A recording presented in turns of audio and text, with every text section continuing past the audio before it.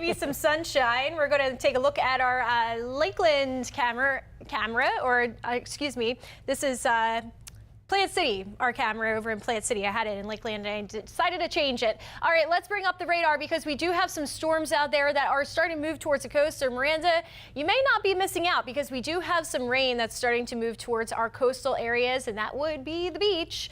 Now, these are short-lived, but we are getting reports of some funnels that were spotted in Citrus County. That's from a storm cluster that is starting to move off into the Gulf, so we don't really have to worry about it. And remember, just because you see a funnel doesn't necessarily mean that it's touching down to the ground, but it's always great to have weather spotters like you out there and letting us know what you see out there. So if you have any more reports, please take a picture and send it our way. We would love to share it. All right, we're going to take it over to the weather wall because we want to dive into this radar a little bit deeper here. We do have these storms that we want to examine a little bit more. So here's our live radar. Here's those storms. We're going to start off in the Nature Coast around US 19, and that's because we do have some lightning. These are the storms likely where we had that funnel cloud that was spotted. And again, just because it's a funnel doesn't mean that it's touching down to the ground and it's a confirmed tornado.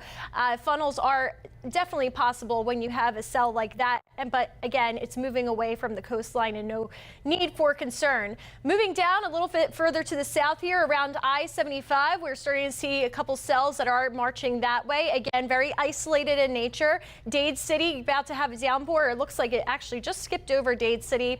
Zephyr Hills north of that, Lando Lakes, you get the idea. Spring Hill, so very isolated. You could be getting rain while your neighbor is not.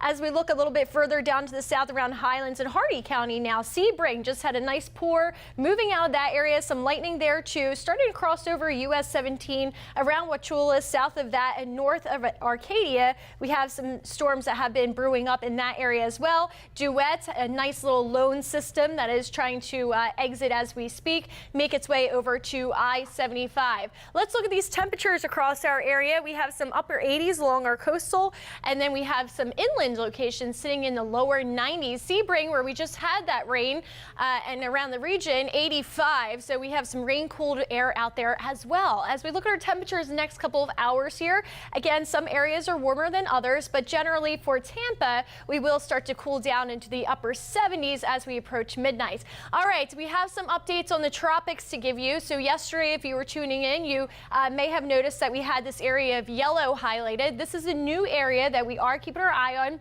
I'm going to get to that in a second, but this is likely going to form ahead of that system. And there's no need to concern here because once this system does form, and it's likely going to be our first named storm, Alberto, this will start to move towards the north and to the west, bringing more of a threat of heavy rain to Texas, not necessarily us.